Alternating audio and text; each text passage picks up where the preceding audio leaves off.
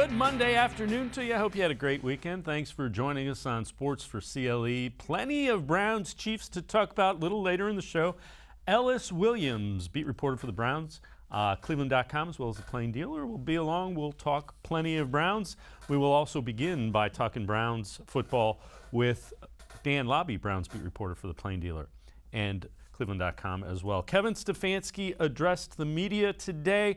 An update on Jedrick Will's ankle, not believed to be serious, as well as upon further review on the Chiefs and Browns game. On the injury front, Jed has a ankle injury. We'll see how he progresses throughout the week. I feel about the same as I felt yesterday. Disappointed we couldn't get it done.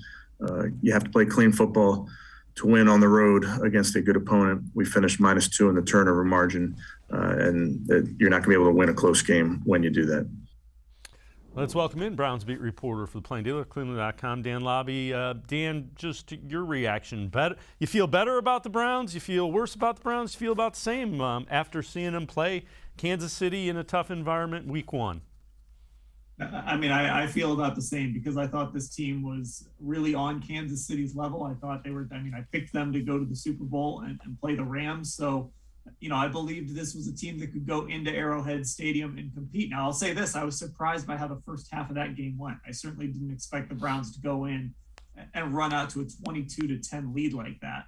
And was disappointed that they ended up blowing that lead in the second half. But all of that said, when you just take it on the whole, you look at this game and you've got to be happy with what the Browns did against a team that I think most people around the country and maybe even here in Cleveland are picking to go to the Super Bowl and maybe win another Super Bowl. Yeah, I mean, you look at it, in my perspective, it's an opportunity loss for the Browns, kind of like I felt the playoff game was. They could have won that game just by cleaning up a couple of things. All right, Kevin Stefanski also talked about Ronnie Harrison. He got ejected early in the game for shoving an assistant coach after the coach shoved him. Here's Kevin Stefanski on Ronnie Harrison.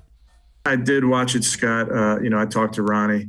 It's the oldest thing in football and in sport. The game officials always see the second guy, and Ronnie's got to show some poise there and not retaliate. Again, I can only worry about my players and my team, but I do think that any contact that came from Ronnie was incidental. If you watch the tape, it's pretty obvious that he's getting collisioned as he's trying to get off of their boundary. So does not excuse him from retaliating. You can't do that.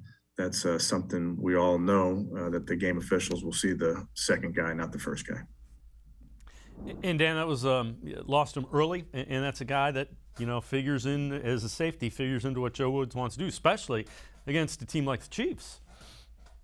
And you were already shorthanded because Grant Delpit was not active in this game, so you were down a safety. That left you with MJ Stewart to have to come in and play, and it's certainly nothing against MJ Stewart. He actually got his hands on a football playing safety, but you wanted Ronnie Harrison out there with John Johnson. It just changes all the things you can do because he's so versatile. I've spent a lot of time talking about how much I like him as a player, but that was just a situation where he's got to be smarter in that moment. And that's sort of been the message, I think, throughout all of this. I don't think Browns players are excusing the Chiefs coach.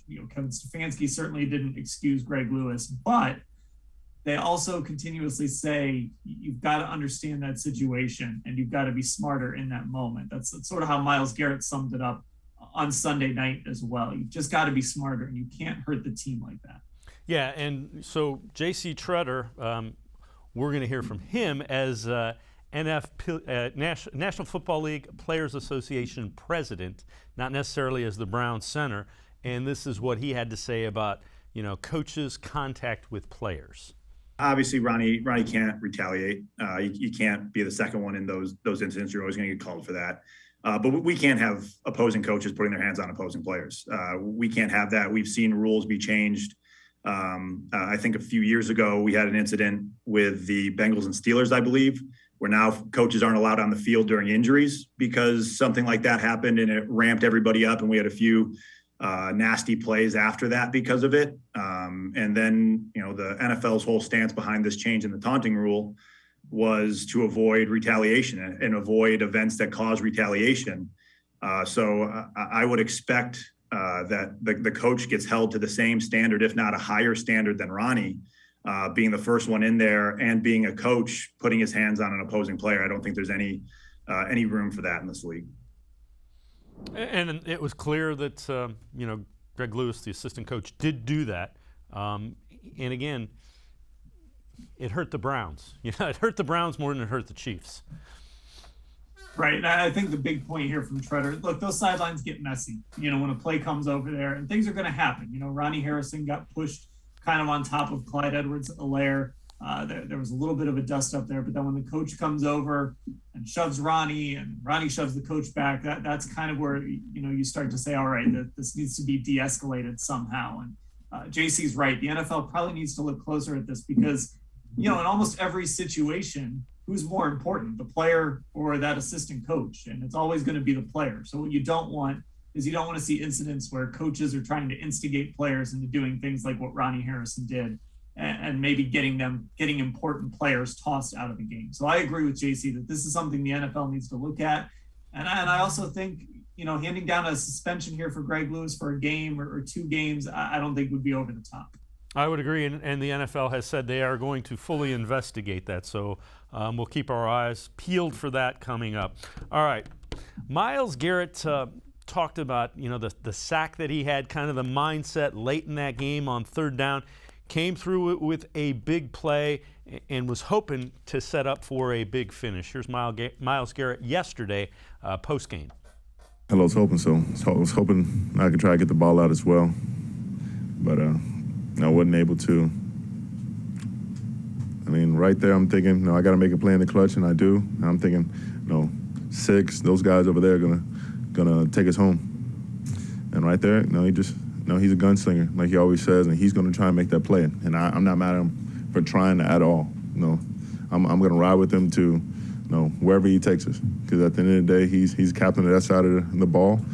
And I have confidence in anything he puts up in the air or whatever his choices are, because he's shown that he can make those plays. And Dan, it looked like it was a challenge for the Browns defense just based on how the Chiefs offense kind of game planned. Yeah, and I think the Browns were able to create a fair amount of pressure yesterday. And when you have Patrick Mahomes, he's just so good at evading it. And you've got to remember last year when the Browns played him, obviously he left the game, but when he was out there, he was still dealing with that toe injury, which I think was more severe than maybe some people realize. And it really limited what he could do, even in the Super Bowl as well. Had surgery on it, in fact, in the offseason. And he looked healthy on Sunday, and he was evading a lot of pressure. It looked like there was some room for him to maybe move up in the pocket at times, so maybe you want a little more interior pressure. But the thing about Myles is he's going to be relentless, and he's going to attack. And you live with those 2 offsides calls that Myles didn't agree with, but they were still flags. You live with those calls because he's going to make that kind of play to get you the football back and give you a chance to go win the game. Yeah, he had a sack when the team needed it, probably the most, to give the offense the ball with 10, 12 yards more of field position. Do you think, again, so many moving parts and new pieces, does time help this defense significantly, do you think? Is this something they just keep building on? Yeah, I think they've just got to kind of keep at it, right? You keep stacking days, stacking games. Now, look, over the course of 17 games, you're going to lose some guys. Guys are going to get hurt. You hope there's nothing severe that keeps a guy out for a season or for an extended period of time, but you will lose a key piece or 2 here or there, at least for a few weeks at a time. But just as a whole, the Browns players are going to figure each other out. The coaching staff is going to figure out who they want on the field more, who they want on the field less, the situations where certain players thrive. And there's just some things you can only figure out when you're out there in live action. So, the NFL anymore, especially with the 17-game schedule, this first month of the season is really very much a feeling out period where everybody's sort of trying to figure out exactly who they are so they can make that playoff push in the second half. And I think this defense will be a prime example of that. Dan Labbe, Browns beat reporter for the Plain Dealer, cleveland.com, and I'm going to step aside, take a quick time out. On the other side of the break, we'll hear from Kevin Stefanski on Baker Mayfield's day. Also, some high grades, pro football focus as far as the offensive line goes. Sports4CLE, we'll be right back talking Browns. Stay with us. Welcome back. Back to new friends, new classroom, and learning new things. Back to wearing shoes, man, like real shoes. Back to rushing to class. Back to having questions. Lots of questions. Back to vending machine dinners. Back to too much caffeine. Too late at night. But feeling like it was a night well spent. Back to pursuing your dreams and taking control of your future. Come back to go forward. Try C, where futures begin. When it comes to selling you a mattress, most retailers are handing you a long line of extra steps that drive up costs and create confusion. At the Original Mattress Factory, we simplify the mattress shopping experience by building mattresses and box springs in our own local factories and selling them direct to you. It's short, sweet, and simply makes sense. So experience more than just the mattress store. Experience an original, the Original Mattress Factory.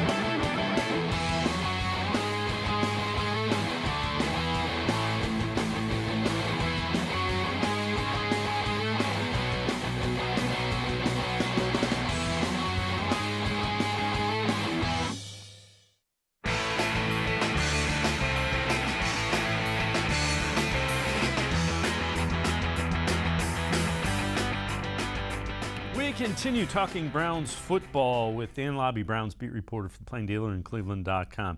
So Baker Mayfield, 21 of 28, 321 yards, no touchdowns. Did have that one interception late in the fourth quarter where I think he was trying to throw it away, got his foot hit. Kevin Stefanski talked about Baker Mayfield and what he saw from him on the field yesterday. There's always good and bad that goes with every game, and there was a lot of good, and Baker did a nice job.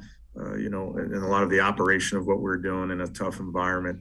Ultimately, he knows he has to take care of the rock and has to throw it away there. I know he was trying to throw it away, but has to find a way to get an incompletion for us. Again, he's very hard on himself. He works at this very, very hard. So there's plenty of plays that I want back.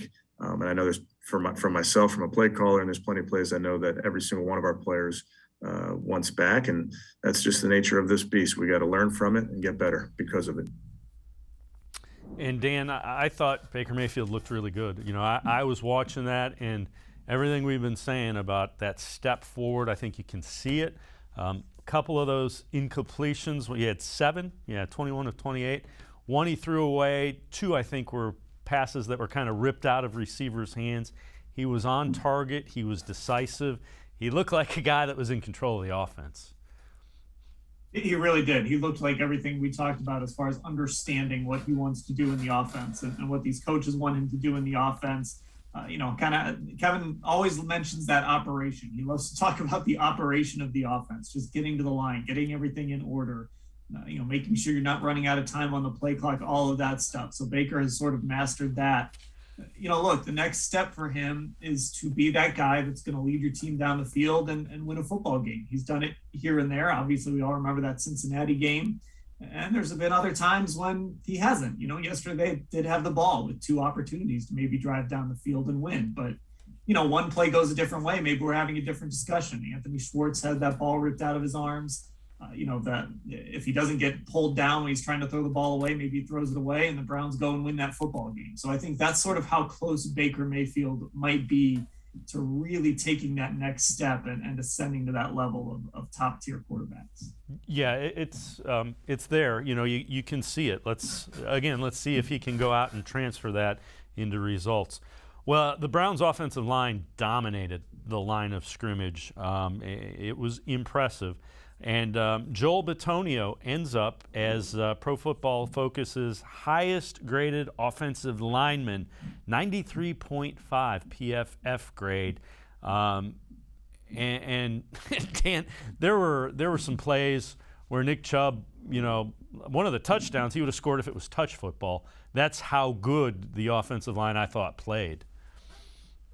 Joe Bitonio is the longest tenured Brown. And I think sometimes we forget about him because we get caught up in how great Wyatt Teller has been, especially in the run game. And, Jack Conklin was that big money signing who really solidified the right side of the line. Jed Wills, your high draft pick, who you hope was going to be your left tackle of the future. But in that middle, you got J.C. TRETTER, who we heard from earlier. And then you got Joel Bitonio, who I think is probably the Browns' best offensive lineman all around. It's either him or Jack Conklin.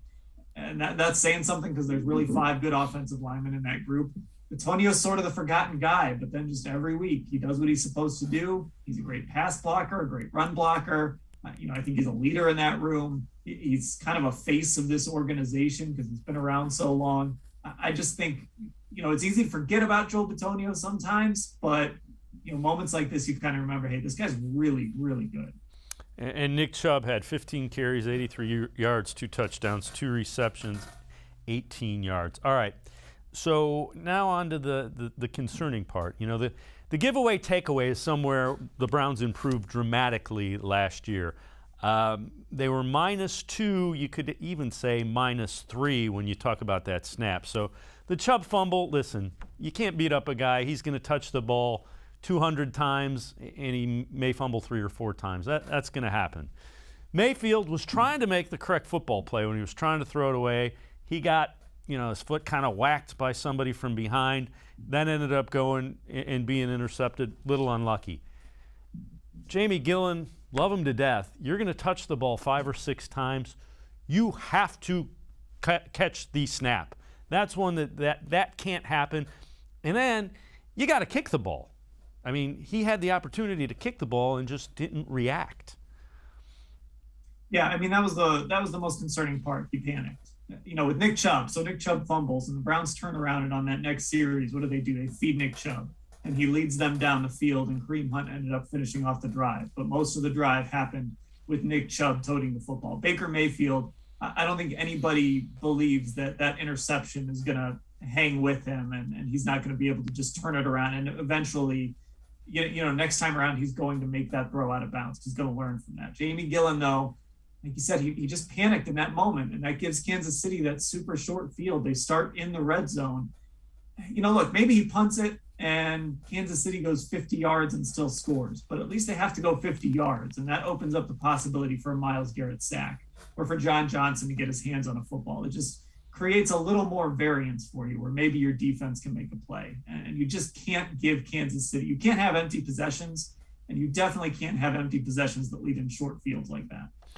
And I got some pushback when I said, if the Browns push or win the turnover battle, I think they will win the football game. Well, -2, that doesn't give much chance.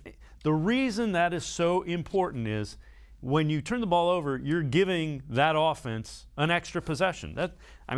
You could argue with that, but you'd be wrong. Turnovers give the other offense extra possessions. That's why coaches hate them.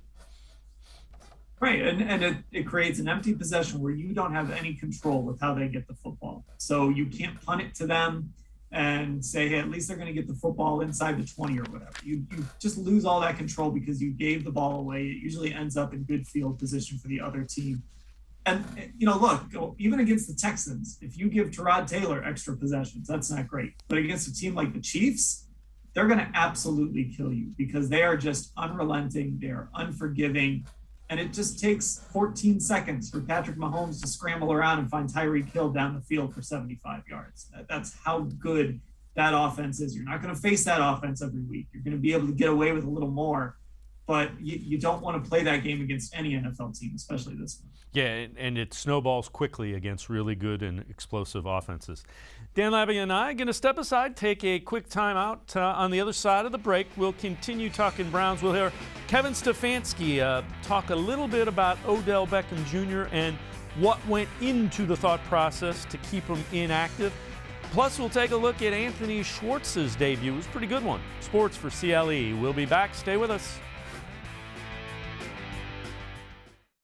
Welcome back. Back to new friends, new classroom, and learning new things. Back to wearing shoes, man, like real shoes. Back to rushing to class. Back to having questions. Lots of questions. Back to vending machine dinners. Back to too much caffeine, too late at night. but feeling like it was a night well spent. Back to pursuing your dreams and taking control of your future. Come back to go forward. Try C, where futures begin. When it comes to selling you a mattress, most retailers are handing you a line. A long line of extra steps that drive up costs and create confusion. At the Original Mattress Factory, we simplify the mattress shopping experience by building mattresses and box springs in our own local factories and selling them direct to you. It's short, sweet, and simply makes sense. So experience more than just the mattress store. Experience an original, the Original Mattress Factory. The Ohio Lottery Partners in Education program recognizes role model students and teachers from across Ohio. Nominations can now be done completely online. To nominate a deserving teacher or student, go to ohiolottery.com. In the About section, find Partners in Education. There you will find links to the nomination forms. Students, kindergarten through 12th grade, can be academic all-stars. Teachers can be honored as a Teacher of the Month. The Ohio Lottery Partners in Education, where stars shine.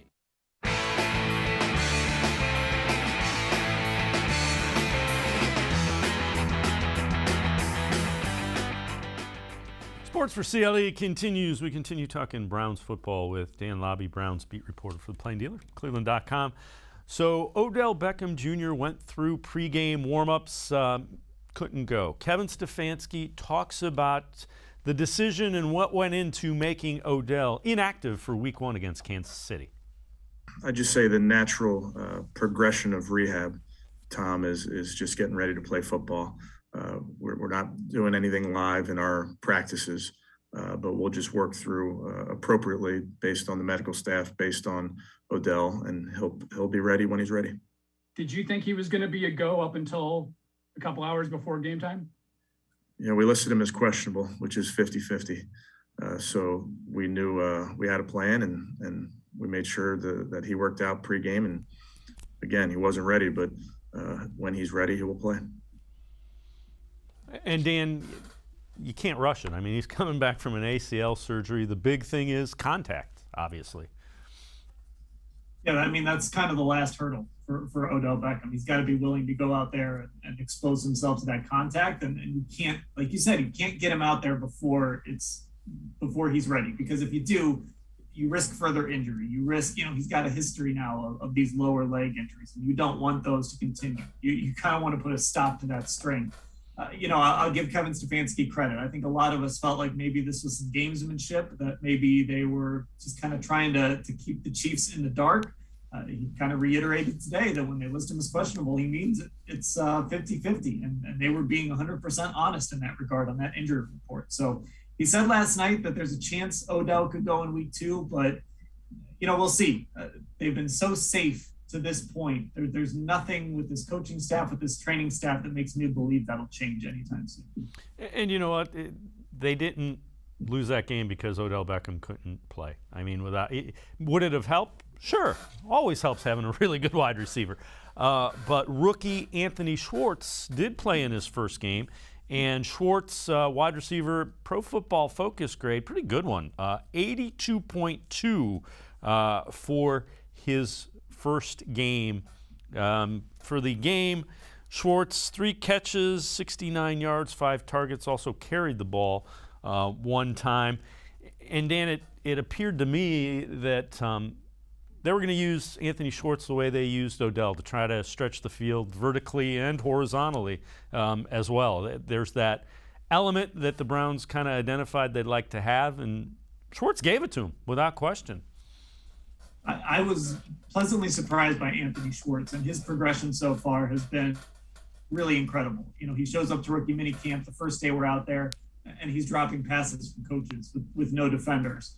He's missing time with soft tissue injuries, and you just don't know if he's going to be up to speed by Week 1, and you don't know how polished of a receiver he's going to be. We've seen lots of fast guys come into the league, and we've seen lots of fast guys just not be able to make it work as a receiver. So I was impressed with Anthony Schwartz on Sunday. That workload was a lot more than I expected to see. And I think he went out there and showed, like, he's not just a gimmick. He's a guy that can be a legitimate wide receiver. And now the goal here is to just kind of keep growing and growing, because now teams kind of have that film on you. They kind of know what you do well. They're going to learn how to take advantage of you. So it's about taking those next steps for him. But you've got to feel really good about Anthony Schwartz right now, especially with this coaching staff, those guys in that wide receiver room that really embrace that mentorship role. I think he can really get better and become a real threat for this team moving forward. Yeah, and the possibilities with him, there are a lot of things you can do with a guy with speed if he can catch the ball and can run decent routes. All right, let's move in this direction. What impressed you the most as you were sitting there and you were at Arrowhead, as you're watching the Browns week one? What impressed you the most? I think the first half, Kevin Stefanski just had control of that game. And I think for him to come out, and I mean, the Browns looked like the Chiefs in the first half. We see it all the time where Kansas City just has defenses on their heels. They know exactly what they want to do with their motions, the way they spread people out, the way that Patrick Mahomes plays the game. I thought Kevin Stefanski came into this game and over those first 30 minutes just knew exactly what he wanted to do. And Jarvis Landry said after the game, look, we kind of got whatever we wanted. You know, we had what we wanted, and the Browns were getting whatever they wanted in the first half of that game. In the second half, the turnovers and things like that came along, but I just think it was really impressive. And it's not the first time, but to do it on the road against Kansas City in week one, the first time you've got 72,000 people in a stadium again since way back in 2019. I feel like that was a really impressive performance by Stefanski, the play caller. All right. Let's go in the other direction then. What concerns you the most about, you know, the week one? It's a loss. I mean, and it's not an unexpected loss. It's not a terrible loss, but it's a loss.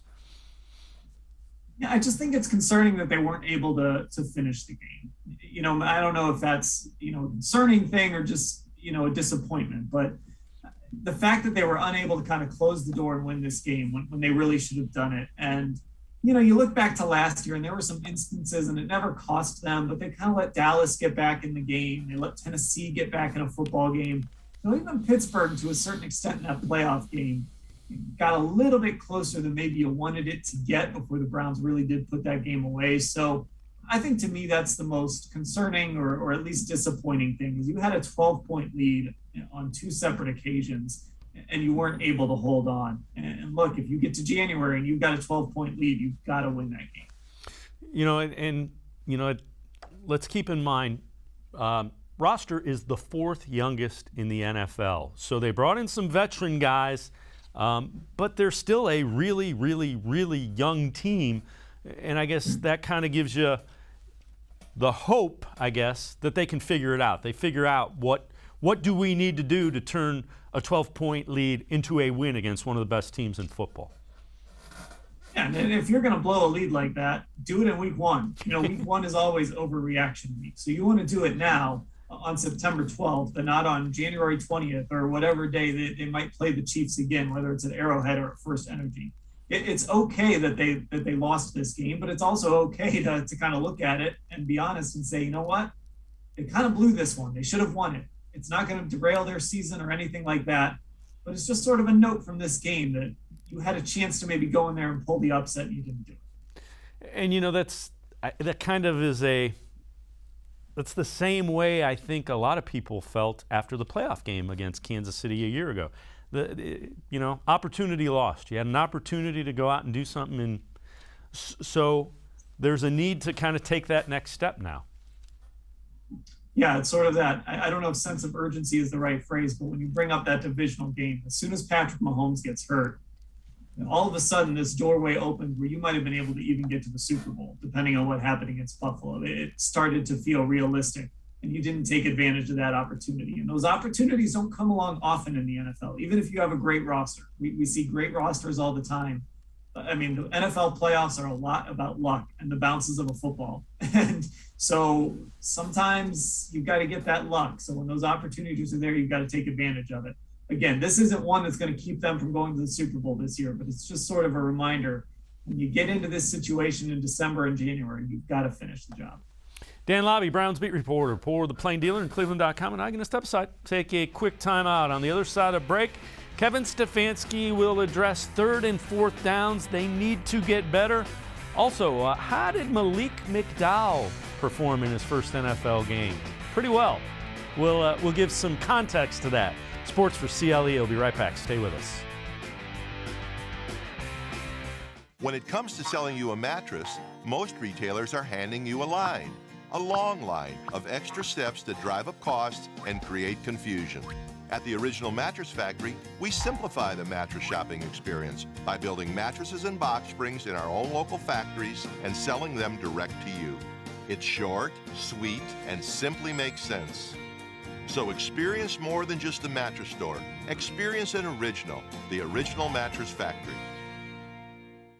The Ohio Lottery Partners in Education program recognizes role model students and teachers from across Ohio. Nominations can now be done completely online. To nominate a deserving teacher or student, go to OhioLottery.com. In the About section, find Partners in Education. There you will find links to the nomination forms. Students, kindergarten through 12th grade, can be academic all-stars. Teachers can be honored as a Teacher of the Month. The Ohio Lottery Partners in Education, where stars shine.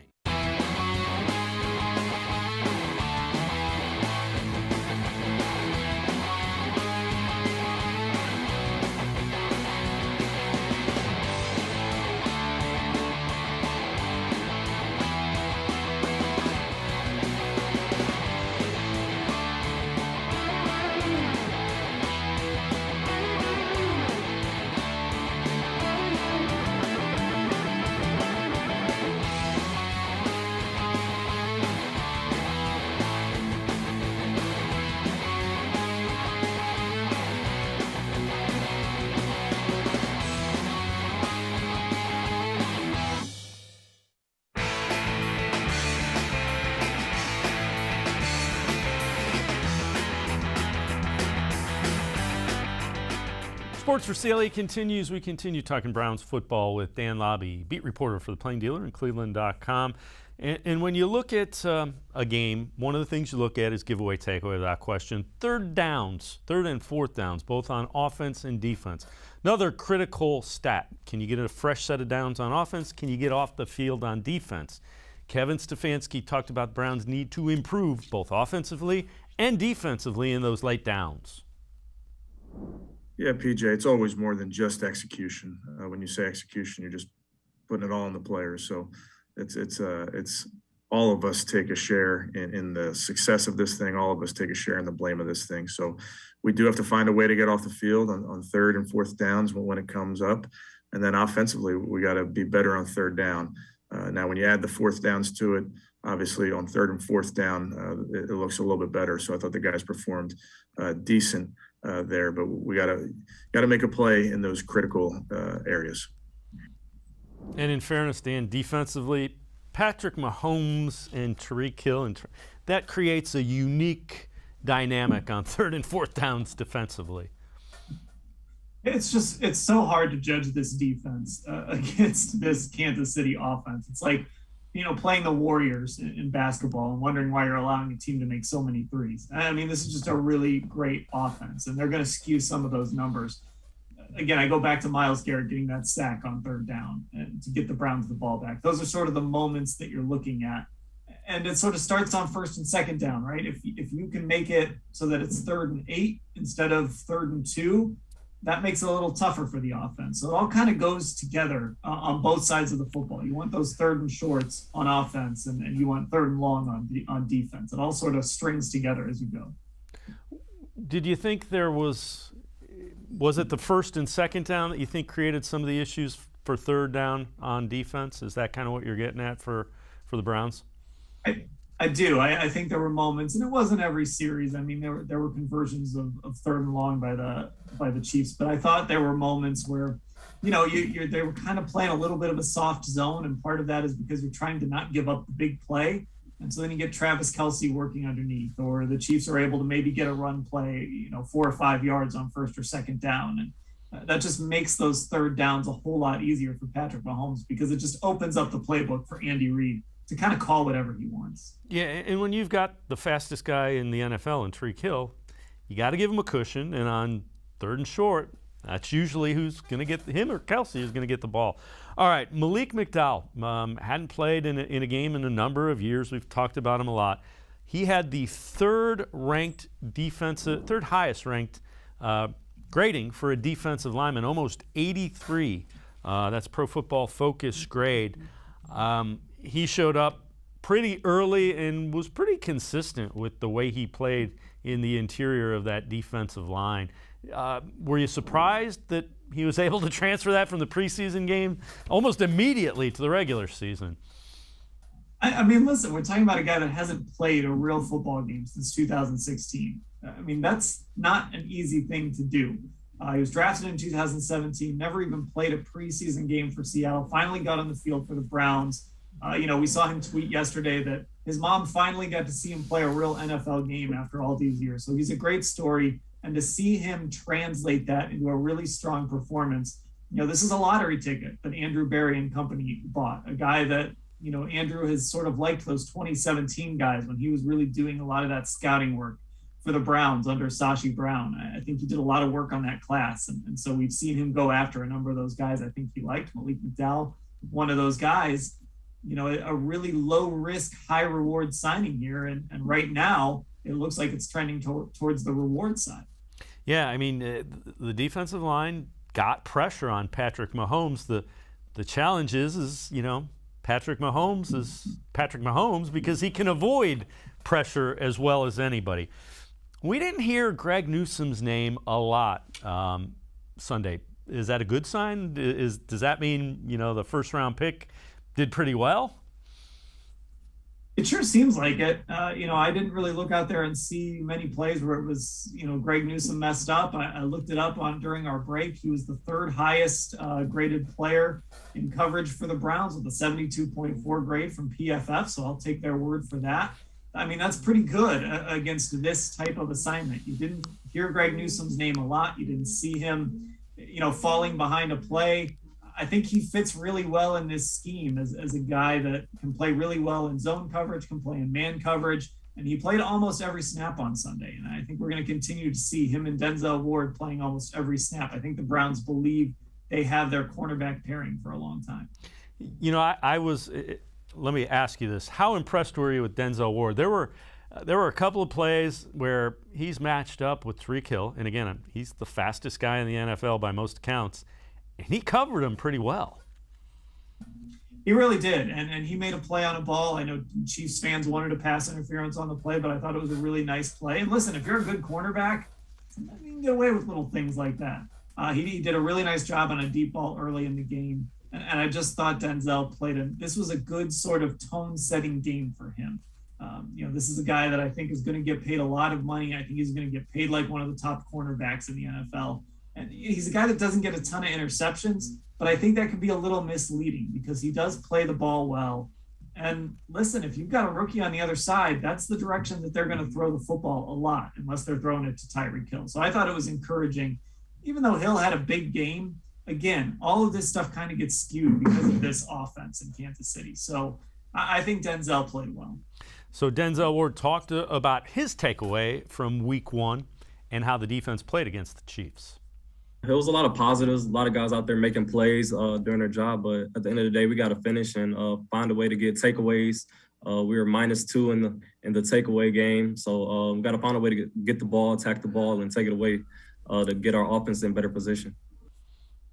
And no matter who spoke post-game or today, that's what you heard. The message is clear. Yeah, exactly. And Denzel Ward was really big on takeaways. So that tells me that when they were sitting in meeting rooms today, when they were watching that film, the emphasis was we've got to take the football away. Now, that's easier said than done against this Chiefs team. Patrick Mahomes has never thrown an interception in September in his time in the NFL. Now, the Browns came close. I think MJ Stewart got his hands on a football, and I think there were some opportunities, but this defense wants to take the football away. And I do think, when these guys on Mondays kind of make these points over and over again, that's a pretty good indication that that's what they were hearing from coaches. All right. Before I let you go, week one goes down as a loss. Bad news. Good news is that's a two-time Super Bowl team, a team that has played in the last 2 Super Bowls. So by simple deduction, things get a little bit easier for the Browns moving forward. And I asked you again, how good do you feel? If you're a Browns fan, you should feel pretty good. I mean, I know it got away, and I know a lot of people aren't happy, and they're saying, this guy choked and that guy choked. To get in the position they were in to be up. Nobody choked. They didn't finish, and they turned the ball over. That's what happened. Yeah. The Chiefs won this game because they have Patrick Mahomes, Tyreek Hill, and Travis Kelce. The Browns still have a better roster, and I still believe the Browns can beat this Kansas City Chiefs team in the playoffs. I think we saw that, in the first half. This team jumped out to a 22-10 lead. They were in control of this football game, and then it just kind of fell apart, and that happens in the NFL. And it's actually better that it happened in week 1 than in week 18 or whatever.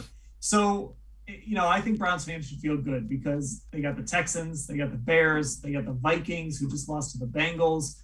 The next real challenge for this team comes when they travel to LA, but there's a really good chance they could be making that trip at 3-1. And this loss is going to be, I don't want to say a distant memory, but it's going to feel a lot better when this team kind of runs off a few games in a row here. Yep. The one thing is, got to clean up the turnovers. And, you don't turn the ball over, you probably beat the Chiefs in week 1. Dan Labbe, Browns beat reporter for cleveland.com, as well as Plain Dealer. As always, Dan, thanks very much. Appreciate the time and the insight. I know you were traveling back from Kansas City.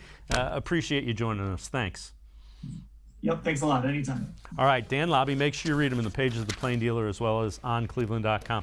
We're going to step aside, take a quick time out. On the other side of the break, Ellis Williams, Browns beat reporter for the Plain Dealer and cleveland.com, will join us. We'll talk more Browns straight ahead on Sports4CLE. Stay with us. Welcome back. Back to new friends, new classroom, and learning new things. Back to wearing shoes, man, like real shoes. Back to rushing to class. Back to having questions. Lots of questions. Back to vending machine dinners. Back to too much caffeine, too late at night, but feeling like it was a night well spent. Back to pursuing your dreams and taking control of your future. Come back to go forward. Try C, where futures begin. The Ohio Lottery Partners in Education program recognizes role model students and teachers from across Ohio. Nominations can now be done completely online. To nominate a deserving teacher or student, go to ohiolottery.com. In the About section, find Partners in Education. There you will find links to the nomination forms. Students kindergarten through 12th grade can be academic all-stars. Teachers can be honored as a Teacher of the Month. The Ohio Lottery Partners in Education, where stars shine.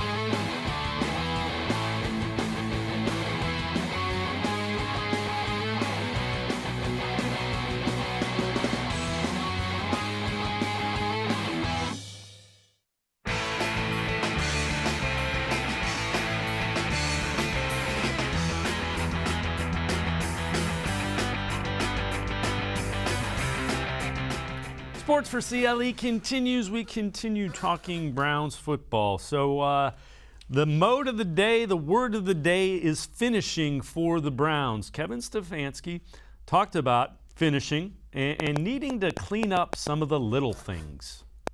I tell you, it's a lot of little things that add up to be a big thing. And it's simple alignment, assignment, technique. Again, schematically, what we're asking our players to do. It's our job to put our players in position to succeed. And sometimes we as coaches fall short. Sometimes it's just as simple as an alignment, assignment, or technique error. With all of that, you need to play clean football. And you got to do it for 60 minutes, whether it says first, second, third, or fourth quarter. I might just tell you, it's you look at it and there's plenty of things we wish we could have done differently. But then there's also moments that, we got to just make a play, find a way to get off the field, find a way to slow them down. So it's as you know, it's never one thing. And that's why we need to identify the things that we can do better, the things that we can improve upon, because all of these plays they continue to show up. That's how the NFL works. When a play shows up and it hurts your defense, it's going to show up the next week in a copycat league. Let's welcome in Ellis Williams, Browns beat reporter for the Plain Dealer and cleveland.com. And Ellis, Kevin Stefanski touched on that. The things that the Browns have trouble with, Texans are already circling them and trying to figure out how they can incorporate them. I'm sure Houston would like to have Travis Kelce and Tyreek Hill in uniform to do that. But the point is, the Browns have to get things corrected because they will show up week in and week out if they don't. Sure, that's one way to put it. But when we look back at Kansas City, it seems like the Browns just ran out of star power. When Kevin talks about alignment, assignment, and technique, you can go back and watch the Chiefs tape, and there was plenty of times when they were out of alignment or blew an assignment or the Browns had better technique, but the star power of the Chiefs was superior when it takes one play and a 75-yard bomb from Patrick Mahomes rolling right and throwing a Hail Mary to Tyreek Hill or Chris Jones like he did in January in the playoff game, just ramping up his pace of play towards the end of the game and wreaking havoc. The Browns ran out of star power. I talked about how much Odell Beckham Jr. would have meant in this game, and he was not available. So, yes, are there things the Browns need to clean up? Sure, but they played a near flawless game, and really it came down to not fielding a snap on a punt, allowing a touchdown on a 75-yard bomb from Patrick Mahomes to Tyreek Hill, and then failing to move the ball effectively, getting it back twice in the final 7 minutes and going scoreless there. Anthony Schwartz goes up for that 3rd and 7 ball. One Odell Beckham Jr. probably catches. To me, it came down to star power and a game against two of the AFC's best teams. When you look at the Browns not finishing, keep in mind, 4th youngest roster in the NFL, even with the veteran additions. So they're still the 4th youngest roster. Is that something that the Browns can learn from? Does it take time to figure out, man, we can't let up for even 15 seconds against a team like the Chiefs?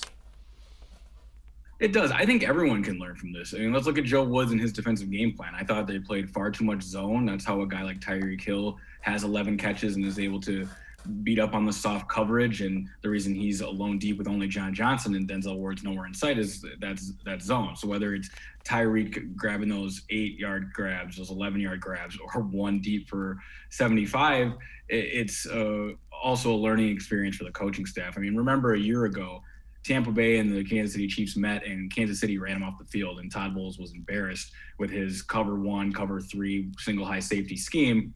And then they meet in the Super Bowl and completely change things up and get the best of the Chiefs. So it's week 1. It's important to keep in mind. And aside from the young roster, this is a coaching staff that can learn a lot from this loss too.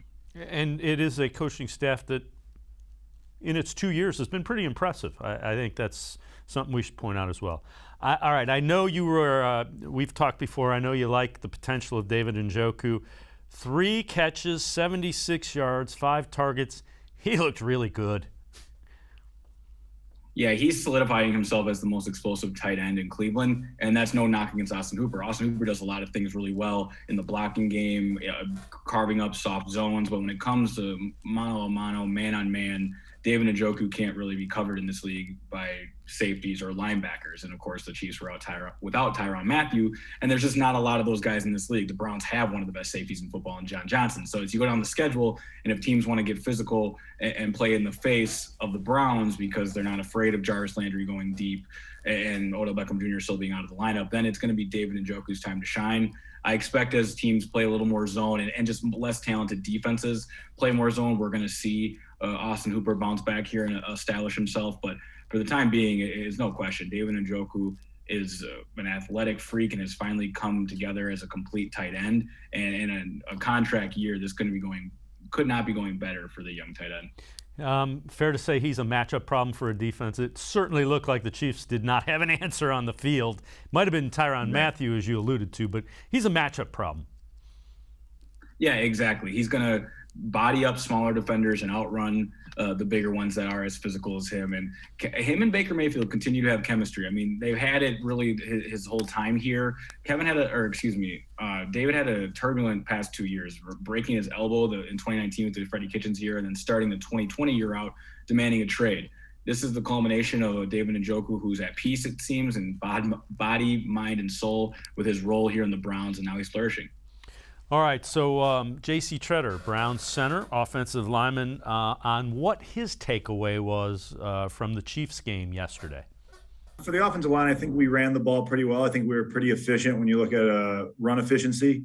I think we averaged a decent amount per run. There's always things we can improve. We think we left yards out there, but overall for the first game of the season, I think we ran the ball pretty well.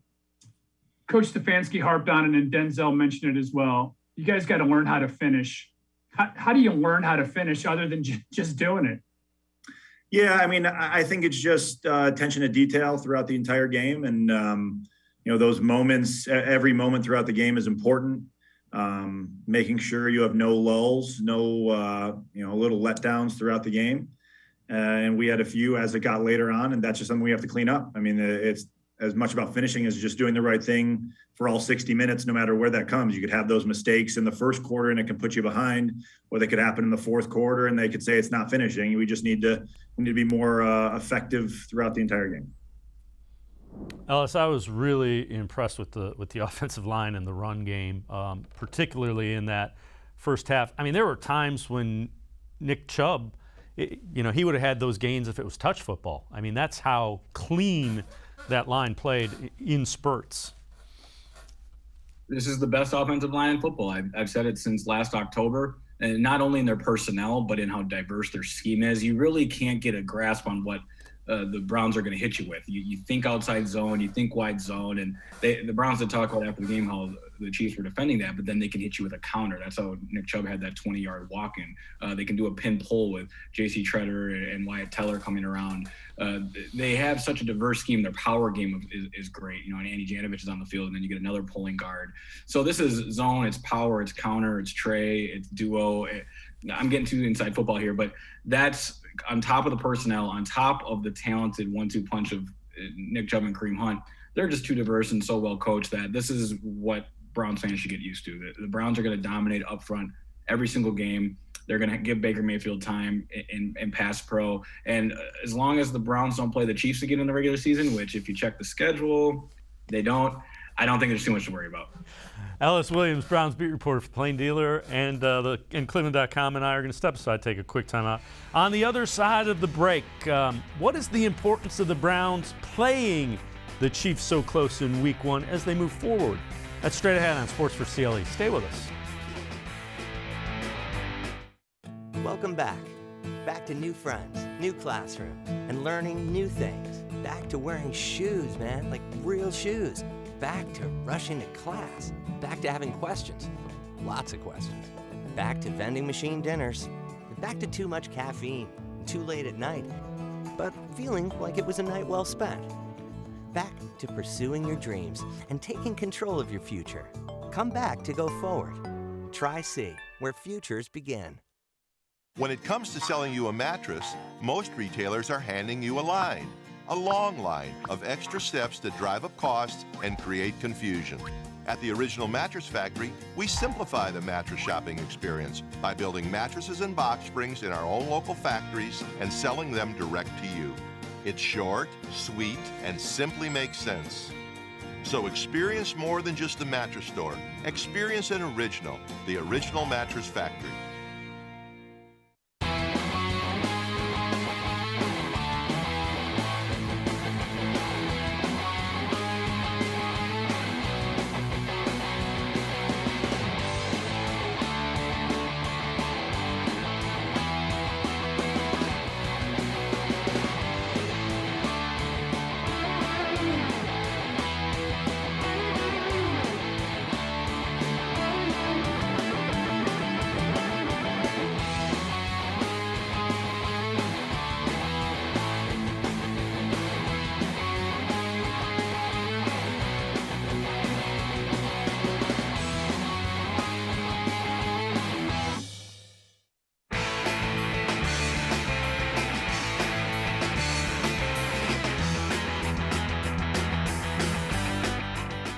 We continue talking Browns football with Ellis Williams, Browns beat reporter for Plain Dealer and cleveland.com.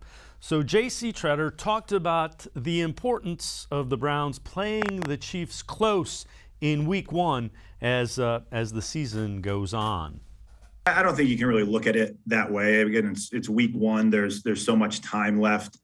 Really throughout the year, and now it's a little different with 17 games, but you got to look to get to 10 wins usually in a 16-game season. That's your goal, get to 10 wins, and usually everything will take care of itself. You'll get to the dance, then anything can happen. So I don't think we should be looking at, how well we performed against a good team who's been to the Super Bowl 2 straight years and what that means for us 3 months from now. We're 0-1 right now. We're going to have to get to 10 or 11 wins to make the playoffs. So now we have to dial in, and we have a Texans team who's 1-0 coming in to our house this week, and we have to go out and perform, and we have to start winning games and get back on track. And Ellis Williams, again, maybe if it wasn't a team that expected so much from itself, it would be a big deal. But I think the Browns realize they're a really good team. So playing the Chiefs close, I think they probably look at it much like they did the playoff game. It was an opportunity missed. They had the chance to win that and didn't get it done. Sure, and I agree with that. And down the line, this might cost the Browns a shot at the #1 seed. But clearly, they've shown 2 years in a row that they're not afraid to go into Arrowhead and take on the Chiefs. Because when you look at the landscape of the AFC, the Bills lose, the Colts lose, the Titans lose. The Chargers do win, but they've got a matchup with the Browns, of course, and I believe Week 5 that'll be a great measuring stick for the Browns. The Ravens play tonight, so we'll see about that. The Browns, to me, solidified the fact that they're the number 2 team in the AFC, losing to the #1 team, of course, in the Kansas City Chiefs. And I know there's no such thing as a feel-good game or a moral victory, but when you're that close without Odell Beckham Jr., and I've been on the record saying that this offense is going to need at least 4 or 5 weeks once Odell's back to truly figure out what it is. Think about how a basketball team at the end of a game has to play around with its lineup to figure out who its best 5 is for crunch time. That's what the Browns are going to do, not only with personnel, but with play calling and formations and scheme. This is, like JC said, this is a long season. And for the Browns to be that close and really lose on a play that was straight out of a video game that you'll probably see Patrick Mahomes never do again, situation considered, 1 play, 75 yards. He can make that throw, but just the way it came after a touchdown, it truly felt Madden-like. So when you consider all that and melt it down, the Browns were right there and, again, solidified themselves as the second best team in the AFC. I would agree. They are who we thought they were, a really good roster that can play. Biggest takeaway from the Chiefs game as you watched it, what was your biggest takeaway? The Browns are going to dominate up front, offensively and defensively, all year long. I mean, they lost Jedrick Wills early in that game, and it really didn't matter. Now, they're even better with Wills, of course, but again, it speaks to their line. And Chris Hubbard goes in there and plays, about replacement-level football, and that's all you can ask for a swing tackle. Up front, Malik McDowell made his notice felt from the jump, and if you check out PFF, he was, I believe, the first or second highest-rated defensive player on the Browns. So, and then you have Myles Garrett and Jadeveon Clowney collapsing on Patrick Mahomes there at the end of the game, which gave the Browns the ball again with a chance to go down and win it, and they fell short. But Myles did his part, Jadeveon did his part. The D-line looks as good as advertised, and the offensive line remains dominant. And I was tweeting this a bunch during the game. Football is a very simple game when you can offensively push opponents backwards and defensively create pressure and cause chaos. And that's what the Browns are going to be able to do, and it only gets easier from here. All right, when you look at the Browns from what you saw in Week 1, what's the biggest area of concern, maybe an area that needs to be improved? I got to keep focusing on their drop back pass game. And the reason I say that is because I don't anticipate this being a team that's going to be in situations where they need to play catch up, where they need to play from behind, where they need to score twice in the fourth quarter in order to hold off a high octane offense. So they're going to have to find it within themselves to develop that drop back pass game once Odell Beckham's back, and take that up seriously because they'll need it late in the season in playoffs. But we might not have to see it, and just almost competing against themselves this year is going to be the biggest challenge. And that's not to scoff at the schedule. Of course, they need 10, 11, 12 wins to get in there, but you look at what Baltimore is going through, you don't really see Pittsburgh's style of play being sustainable. They're again winning with defense and special teams. This is a Browns team positioned to make a deep run, and they're going to have to take it week by week to improve themselves internally, because at points in the schedule, they're not going to be challenged. Ellis Williams, Browns beat reporter for the Plain Dealer and cleveland.com. As always, Ellis, appreciate the time and the insight. Good stuff. Always enjoy talking to you. Thanks, Ellis.